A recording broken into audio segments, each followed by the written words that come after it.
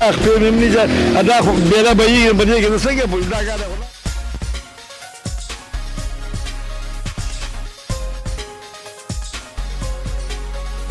تکلیف یې څوک پیاوړېدی راوړېدی نه شي او موږ ته ډېر سخت تنقید نه کوو خو یاره پکار ده چې د دې غور وشي.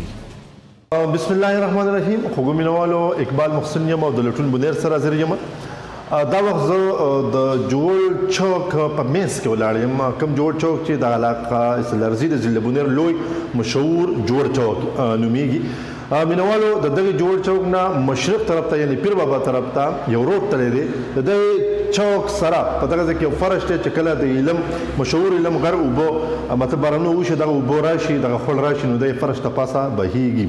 چونکې دلته فل نشته د ډېر وخت نه د خلکو دغه مطالبه ده. هر یو حکومت چې دی موږ په حکومت تنقید نه کوو خو د ډېر وخت دا مطالبه ده چې دلته کې داسې یو فل جوړ کړی شي چې متعلقه دوکانونو ته هم نقصان نه وي او د خوړ دغه مسله د خلکو د تګ راتګ دغه مسله حل شي. کله چې دغه اوبه راشي نو خلک بیا په مشکل سره یو طرف ته او بل طرف ته اوړي. په دې کې زنانې په دې کې ماشومان په دې کې بیماران په دې کې د سکول د ډیوټۍ استادان هم د سکول ماشومان په کې هم بارکه ډېر زیات تکلیف دلته کې د دې متعلقه خلک سوي راځي یو مختصر غونډه رپورټ تاسو ته وړاندې کوم.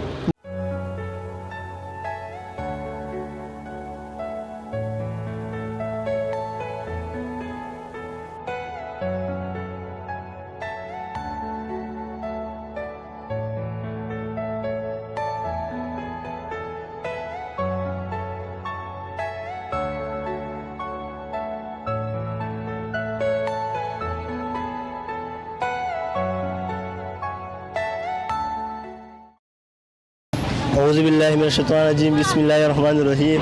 مونږ چې اکثر زو سکول ته نو دې وجې مونږ لیټ شو دا خوړ راشي مونږ ټیم ضایع شي او دا شانتي مونږ سکول نه پاتې شو او خوړ راشي دلته کسانو ته مریضانو ته تکلیف وي او دلته ډېر خلک دا کېږي ایساریږي دلته کې مریضان ډېر سهار عوام ته پکې تکلیف ته وږي دې خوړ له وجې. صاحبه موږ ستاسو ډېره شکریه ادا کوو.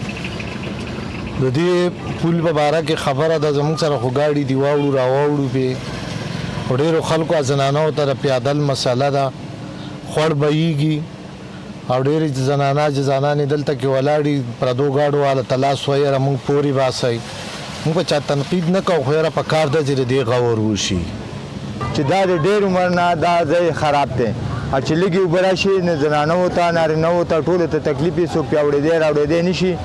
نو ما ته دا تکلیف ده چې زه ړوند مې وه بیمار مې وه خپې مې نه دا خو بیره به یې په دې کې څنګه دا کار خو نه دې بلکې په پولیسو مګر او ډېر دنیا د خدای اوبه دي زه په دې کې کوم نه نو هغو کتونکو تاسو دغه څو خبرې واورېدې زمونږ د حکومت واکدارانو هم دغه خبرې واورېدې. الله پاک دې وکړي چې زموږ مخې ته څومره ستونزې وي دغه ستونزې د حل کولو په هیله باندې موږ په عملي توګه باندې چې څوک واکداران دي د چا چې وس دس رسي د دې حل کولو په هیله باندې کوششونه وکړي. ډېره زیاته مننه. اقبال محسن د لټون بنیر سره اجازه غواړم. د الله په امان.